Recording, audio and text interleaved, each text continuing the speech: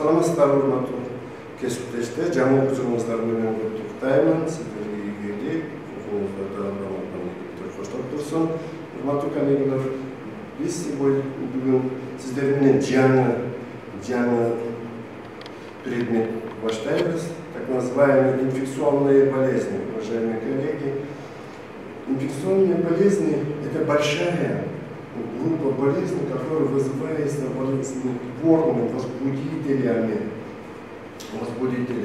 то есть бактериями, вирусами, простейшими грибками. Это называется инфекционные болезни. А что такое инфекция? От слова, если перевести от латинского языка, это заражаю, загрязняю, распространяю. Это группа болезней, которая вызывается именно возбудителями, вирусами, простейшими грибками. На долю инфекционных болезней приходится от 20 до 40% от всех общих болезней. Уважаемые коллеги, если взять данных ВОЗ, Всемирной организации здравоохранения, ежегодно инфекционными болезнями болеет около 2 миллиардов людей, из которых 17 миллионов умирает. Ежедневно в мире 50 тысяч смертей от инфекционных болезней. Инфекции – это одна из ведущих причин смертности людей. То есть это первая причина преждевременной смертности. Ежегодно умирает от инфекционной патологии более 12 миллионов детей. При этом около 4 миллионов из них от инфекций, контролируемых вакцинами. То есть, например, прививка против кори, или краснухи, или вирусного гепатита. Это называется контролируемыми вакцинами. Уважаемые коллеги, мы с вами начинаем новая клиническая дисциплина, так называемые инфекционные болезни. Вы должны хорошо знать и помнить термины инфекционной болезни. Что такое инфекция? То есть это процесс, инфекция – это процесс проникновения возбудителя, как это можно назвать, патогеном или агентом, или возбудителем, или микроорганизмами. Проникновение возбудителя микроорганизма в макроорганизм человека, то есть в организм человека. В результате этого происходит так называемый инфекционный процесс.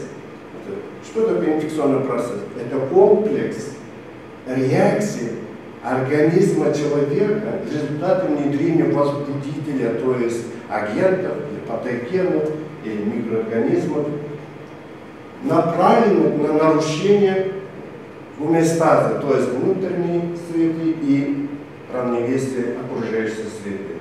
Могут вызывать инфекционные болезни, то есть инфекционные болезни. Это рикетси, это бактерии, вирусы, простейшие, хламидии, микоплазмы, прионы и гелистные инвазии.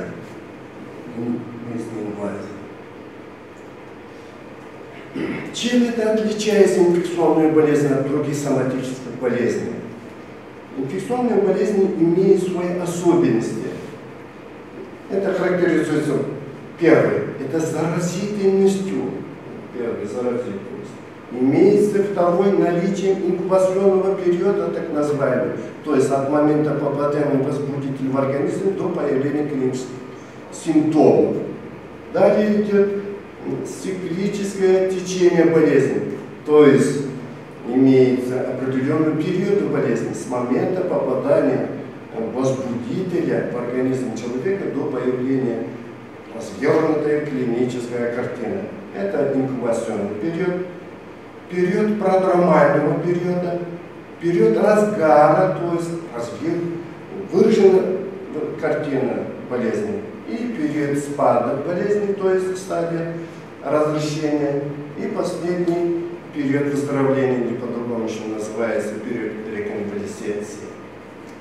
И, наконец, формирование иммунитета. На примере кор. Ну, действительно доказано, да? Если больной перенес кор, или дети перенес кор, у него остается пожизненный иммунитет. Инфекционный процесс – это сложный процесс. Это взаимодействие возбудителя. Взаимодействие возбудителя, то есть микроорганизма, с макроорганизмом в определенных условиях внешней среды. Состоит из следующих звеньев. Источник инфекции, то есть источник инфекции может быть разные, эпидемиологический очаг, бактерионоситель, больной может быть. Какие пути передачи, так называемые терминологии, пути передачи, механизм передачи, факторы передачи. И третий – восприимчивость организма человека, то есть восприимчивость возбудителя или агента, или патогена называется. Так. Какие возбудители инфекционных заболеваний бывают? Это патогенные, условно патогенные и сапрофиты. То есть, вам понятно, патогенные это возбудители, условно патогенные это имеется организма человека, условно патогенные микробактерии, то есть микрофлора называется, да? Эшерихия коли, сапрофиты, стафилококки, стереотококки, так называемые. В здоровых человека тоже содержится, да? Хотел бы остановиться, уважаемые коллеги, вкратце свойства возбудителя, то есть микроорганизмов, или патогенов, или агентов, да? Свойство возбудителя определяется, во-первых, патогенность, то есть, что такое патогенность? Это болезнетворность, то есть способность вызвать заболевание. Могут вызвать заболевание. Следующее свойство возбудителя характеризуется инвазивность, так называемая, то есть способность проникать возбудителя внутрь макроорганизма человека. Через кожный покров, может быть, через слизистые оболочки и так далее. И третий – токсигенность. Любой возбудитель или микроорганизм выделяет так называемые токсины. Вам уже терминологи знакомые, эндотоксины, экзотоксины называется, да? То есть возбудитель имеет право или вырабатывать токсигенные вещества, так называемые, яды, да? И следующее свойство возбудителя – гурулентность, так называемая. То есть, что такое гурулентность? Это мера патогенности определенному штамму возбудителя. Ну, например, вам известны коронавирусные инфекции, возбудитель вирус COVID-19 гурулентный называется, да? Инвазивность, то есть, еще раз повторяю, это способность микроба, то есть возбудителя, проникать в организм, преодолевая барьеры и распространение тканей и системы организма. Коллеги, классификация инфекционных болезней по Громышовскому, то есть Лев Васильевич, классифицируется в зависимости от локализации возбудителя, то есть микроорганизма. Например, локализация бактерий желудочно-кишечного тракта, дизентерия, понос, да? Кровавый, называется старое название понос, дизентерия, это кишечная инфекция называется, то есть именно поражается желудочно-кишечный тракт. Или брюшной тиф, или паратиф, да? Поражается именно лимфатического аппарата кишечника, это кишечные инфекции, группа кишечника. Инфекции дыхательных путей, именно вирус или возбудитель локализуется в верхних и нижних дыхательных путей. Например, ОРВИ, грипп. Именно плотность вируса эпителий, ресничный эпителий верхних дыхательных путей. Поэтому называется инфекция дыхательных путей. Кровяные инфекции, то есть связаны с кровью, или по-другому еще называется гемотонконтактные инфекции, или трансмиссивные инфекции называется. Да? Кровяные инфекции на место выходных ворот возбудитель не размножается, а попадает непосредственно в ток крови, то есть происходит гематогенным путем заражения. И следующая трансмиссивная инфекция называется трансмиссивные при укусе насекомых, например, при укусе комаров. Возникает так называемая малярия, безбега, малярия вам знакома. И последняя инфекция наружного кожного покрова, то есть инфекция локализуется на наружном кожном покрове. Может быть слизистая оболочка, ну, например, сибирская язва, именно локализуется на поверхности кожи.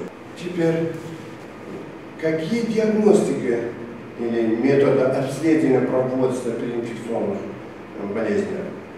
Диагностика инфекционных болезней основана на данных эпидемиологический анамнез болезней, объект обследования больного, то есть объективное обследование, физикальное или объективное обследование, да? Лабораторные исследования, дополнительные методы исследований инструментальных. Кроме того, для подтверждения диагноза используются так называемые методы диагностики инфекционных заболеваний. Бактериологический, бактероскопический, биологический, серологический, аллергический и в последнее время, сами знаете, уже в молекулярном уровне, генетическом уровне, молекулярно-генетический метод исследования. Например, полисетная реакция ПЦР или генная инженерия называется. Да? Есть такое понятие синдром. Что такое синдром? Это синдром, это общий симптомокомплексе называется синдром. Да? Синдромы встречаются при инфекционных заболеваниях. Например, диарейный синдром. Диарея – это понос, расстройство стула, то есть жидкий стул. Мы всегда говорим, если больной понос, у него имеется диарейный синдром. Или у него больного ригидно-затылочный пульс при менингите, менингальный синдром называется. Да? Или желтушно окрашенный кожный покров слизистой оболочки, например, при вирусном гепатите, или старое название называется болезнь Боткина. Это же синдром желтуха называется.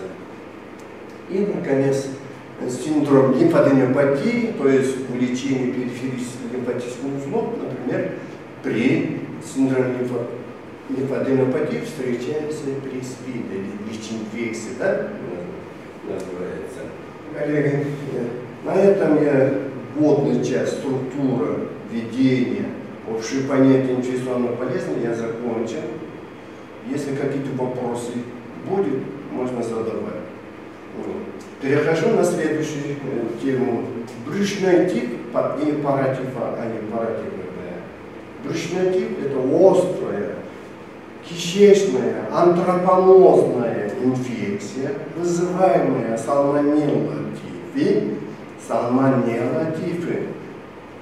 Характеризуется лихорадкой, то есть повышением температуры, интоксикацией,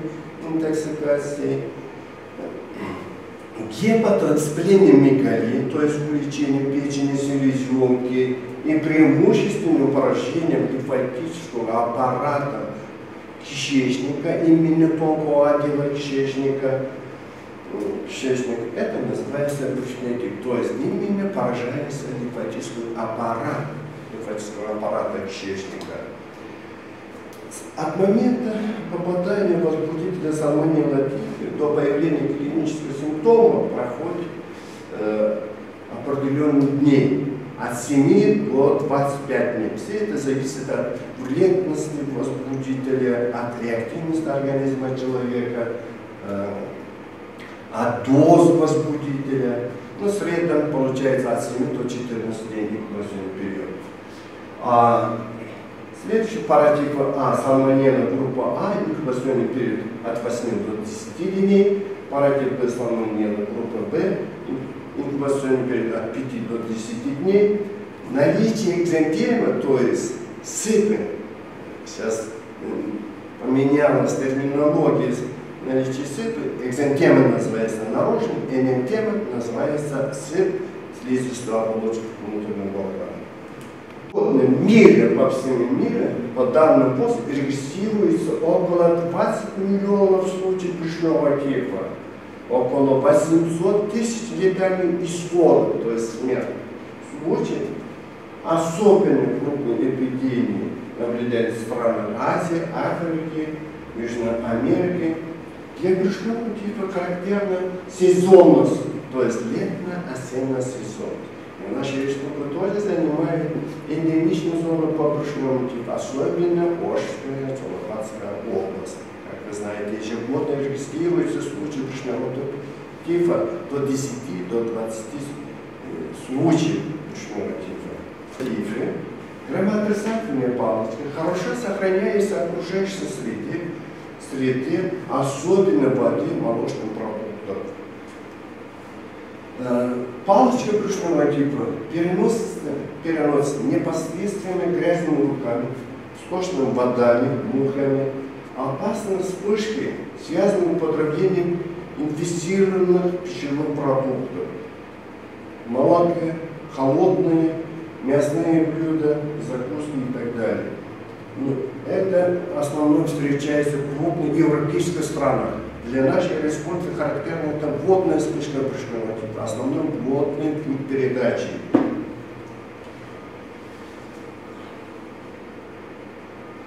Вкратце хотел бы возбудителя брюшного тифа.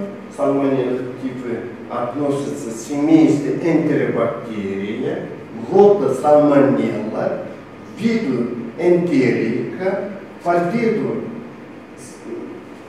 тоже энтерика, серового тифа, морфологически не отличается от других сальмонелл. Сальмонеллу около 20 тысяч сальмонелл имеется.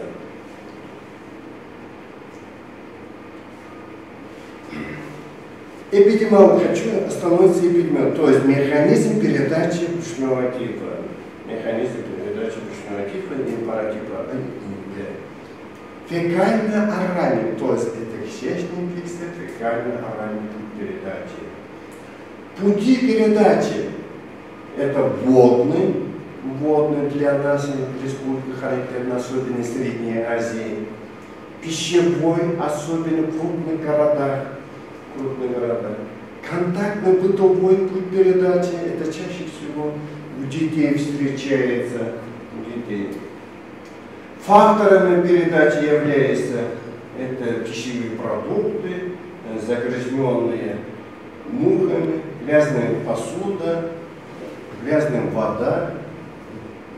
Бытовой путь передачи, то есть бытовой путь заражения, может при низкой санитарной культуре и наличие бактерионосителей. Бактерионоситель, он самый здоровый, но для окружающих опасный, он заражает других. Коллег, хочу остановиться брюшный тиф, паратифа А. Не путайте, пожалуйста, с сыпным тифом, возвратным тифом. Брюшный тиф, паратифа А и паратифа. Это бактериальный инфекция. Бактерии вызывает. То есть фекально-оральным путем передачи, водный, пищевой, контактный, бытовой, еще раз повторяю. А сыпной тиф, это сыпной тип риккетсиоза правочека, то есть пищи вызывает болезнь. Именно поражается сосудистая стенка, сосудистая русло поражается при сыпном типе.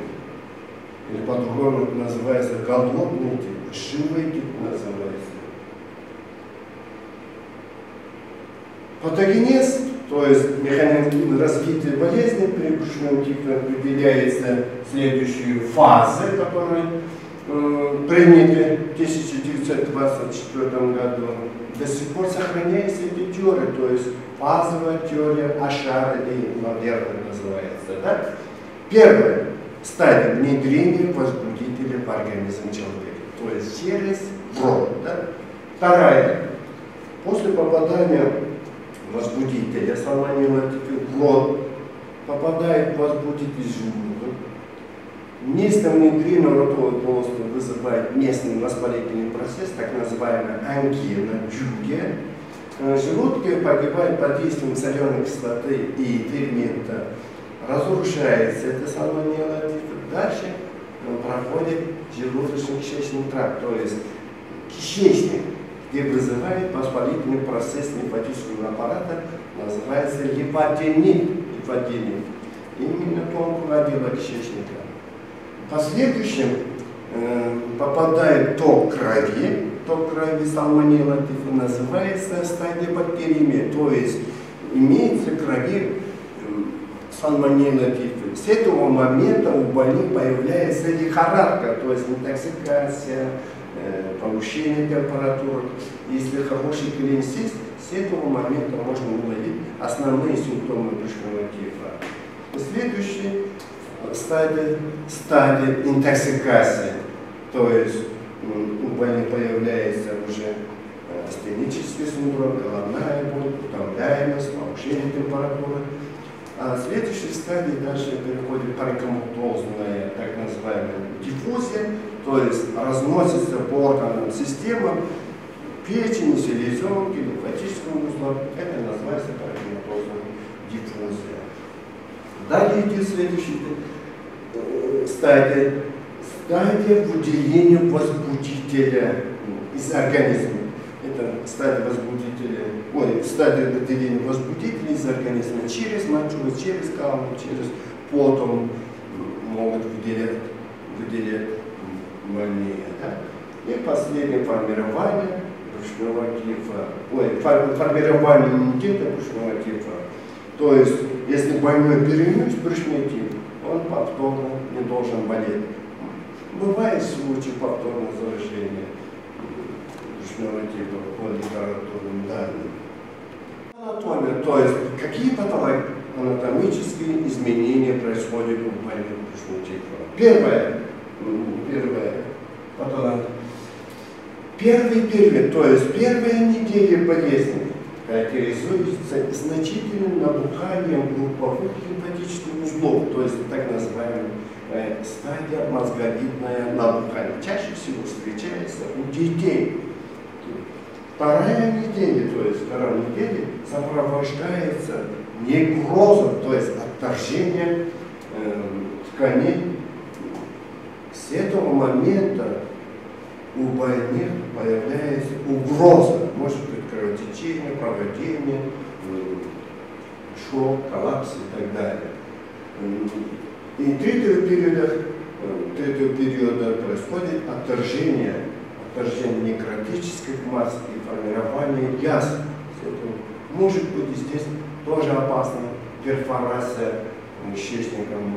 И четвертая неделя уже периодом чистых язв, периода 5-6 недели происходит заживление язв. Единственная болезнь, которая не оставляет после себя, рубцование. Без рубцования болезнь брюшного тифа. Инкубационный период от 7 до 25 дней. Начало болезни, так называемой первой недели, так называемые наводящие симптомы болезни. Это постепенно начало болезни. Головная боль, утомляемость, бессонница, отсутствие аппетита, запот, чередование поносов, то есть расстройство стула жидкой, да? Длительная лихорадка, то есть повышение температуры, именно появляется в вечернее время, которое ни с чем не снимается жаропонижающими препаратами. Далее, объективно, бледность кожных покровов. Кожа на ощупь горячая, кожа на ощупь сухая, больной апатичный, больной заторможен. Контакт не выступает, на вопросы неохотно отвечает. Далее, пульс. Брадикардия, то есть замедление, урожение, это особенно молодого возраста или спортсмена. Далее, давление, гипотония, снижение артериального давления. И в легких, то есть картина бронхита, это артериальные дыхательные пути.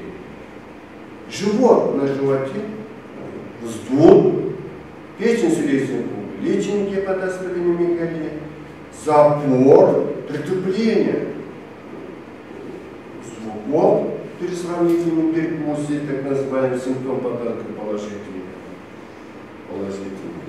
И на 7-8 день появляется так называемый экзантемы, сыпы. Появляется сыпы. Сыпь локализуется именно в верхней части грудной клетки и нижней части живота, вокруг пупка. Сыпь отличается от других сыпь. Мономорфная, разолиозная, при надавливании исчезающая. Сыпь после себя не оставляет пигментации. Продолжительности от нескольких часов. Классификация брюшного типа классифицируется. Клиническая форма, в зависимости от тяжести течения болезни, типичная, атипичная, то есть маскированная, скрытая форма может быть. По степени тяжести легкая, средняя, тяжелая. По характеру течения болезни острая, рецидивирующая, циклическая. При наличии осложнений, то есть осложненный брюшной тип, неосложненный брюшной тип.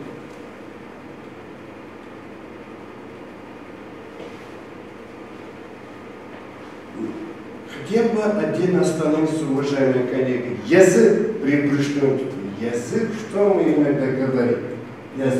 Язык – это зеркало болезни, уважаемые коллеги. Язык при брюшном типе сухой. Даже по формулярной тесноте, как обувная шорка становится язык. Обложен серовато грязным или бурым коричневым налетом. Утолщен, язык утолщен. Имеется отпечатка зубов по краям.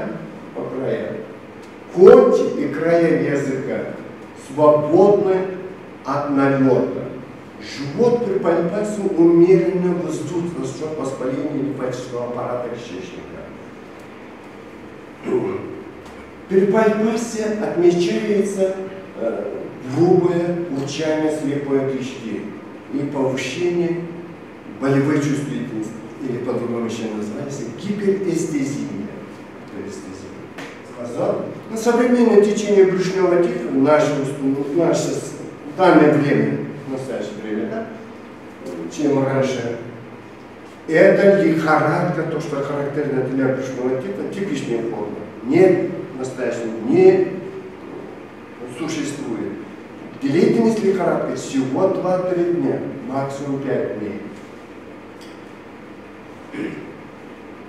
Встречается острое начало болезни, почти 70-80%. Раньше мы говорили от 7 до 25 дней. Сейчас как крик, в течение 2-3 дней начинается болезнь. А также увеличение периферической лимфоузла, то есть гипотониопатия. Далее чаще стали рецидивы, меньше стали осложнения, больше стал микс инфекций. Например, одного больного может быть и брюшной тип, и вирусный гепатит, и малярия.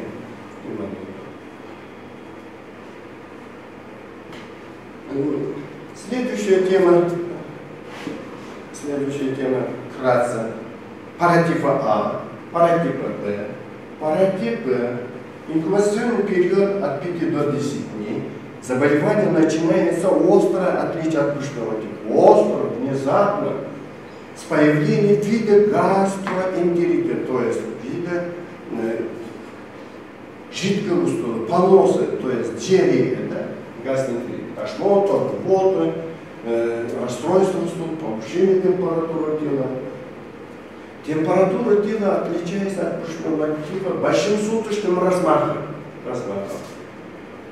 Может быть волнообразная, эклектическая, неправильная. Сыпь появляется на 4, 5, 6 день болезни. Полиморфная, обильная, чем брюшного типа, кореподобная. Обычно располагается эта сыпь на животе или на нижних конечностях. Подтверждается только бактериологическими методами исследования. Прошу прощения, инкубационный период в среднем составляет от 6 до 10 дней. Начало болезни тоже острое, с повышением температуры тела, катаральное явление верхних дыхательных путей, как ОРВИ, гриппа, да? Чихание, кашля, насморк, гиперемия лица, инъекция сосудов, скверня глаз, наличие герпетического высыпания на губах и носа, да? Температура, повышение температуры часто принимает неправильный характер. Длительность, то есть продолжительность, меньше, чем при брюшном типе. Диагностика только подтверждение бактериологических. Какие осложнения может быть брюшного типа и паратипа, а и паратипа? Осложнения бывают две большие группы, это специфического характера и неспецифического характера. Специфическое осложнение это в первую очередь мы от чего боимся потерять больного? В первую очередь это перфорация кишечника, то есть разрыв кишечника. Да? Второй кишечник кровотечение, то есть дегтеобразный стул, падение, гематокриты и красные крови, гемоглобины, эритроциты, то есть явление анемии. Да? И инфекционно-токсический шок. Кроме того, существует следующее осложнение неспецифического характера: пневмония, воспаление легких, менингит, воспаление мозгового оболочек, миокардит, воспаление сердца, тромбофлебит, парапит, абсцесс, остеомиелит и так далее. Диагностика брюшного типа в первую очередь мы опираемся на анамнез, эпиданамнез, объективные данные, то есть клиническая симптоматика, лабораторные данные. В первую очередь при малейшей подозрением на брюшного типа, если больной температуры, то есть лихорадит течение 3 дней или более 3 дней, мы с вами обязаны взять на кровь на гемокультуру, так называемую. То есть кровь на посев питательной среды, это называется гемокультура. Далее, если больной поступает в 2-3 недели, на 15 на 20 день болезни, как обычно бывает, мы тогда должны назначить копрокультуру, то есть мочально-брюшные типасы, уrinная культура, и биликультура, и дополнительно можно реакция прямой гемоагглютинации. Может быть, в цивилизованных государствах или в крупных городах научные исследования можно даже стрелять пульсы провести.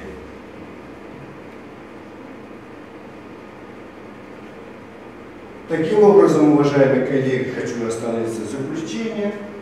Брюшной тип – это тяжелая инфекция, которую сложно вылечить, сложно диагностировать больного. Еще сложнее провести профилактику среди населения. С развитием современного общества заболеваемость брюшной тип